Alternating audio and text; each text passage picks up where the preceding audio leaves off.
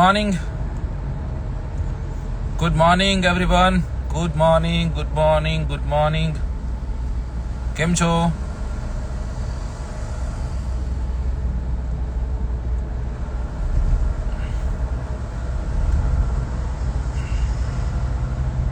Okay, આશા રાખું છું કે બધા ગ્રાઉન્ડે હશો. જે પણ લોકો કોન્સ્ટેબલ પીએસઆઈ ની તૈયારી કરે છે, બધા લોકો ક્યાંક ગ્રાઉન્ડે રનિંગ કરતા હશો તમે બધા, રાઈટ? અને સારી એવી તૈયારી હશે આપની. ભલે કદાચ થાય છે નથી થતું એ બીજી વસ્તુ છે, પણ આપની ઉપસ્થિતિ ત્યાં જરૂરી રહેતી હોય છે. આપ ત્યાં હશો, હાજર હશો, બરાબર? એ બહુ મહત્વની વસ્તુ છે, તમે ત્યાં હશો. અને આજે ગુડ મોર્નિંગ, જય માતાજી. આજે લાઈવ સવારમાં ગરમા ગરમ એટલા માટે થયો છું કે આપ જાણો છો આપનામાંથી ઘણા લોકો પાસ થયા છે.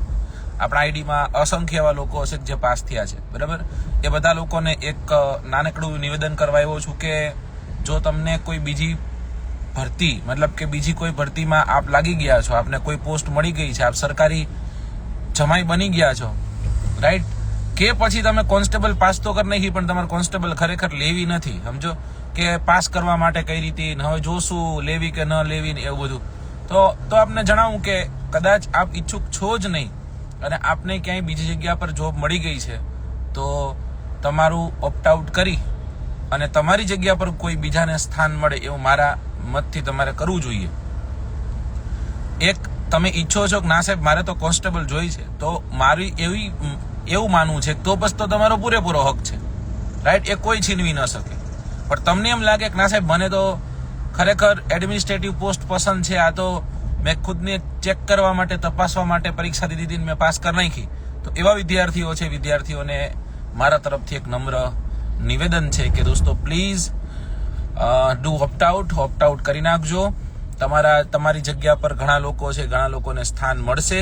અને બીજી વાત એ પણ તમને કહું, જે લોકો અત્યારે પોતાનું નામ નથી અને આવનારા સમયમાં જ્યારે નામ આવશે, દોસ્તો યાદ રાખજો કોઈનો ગુણ કોઈ દિવસ ભૂલાય નહીં.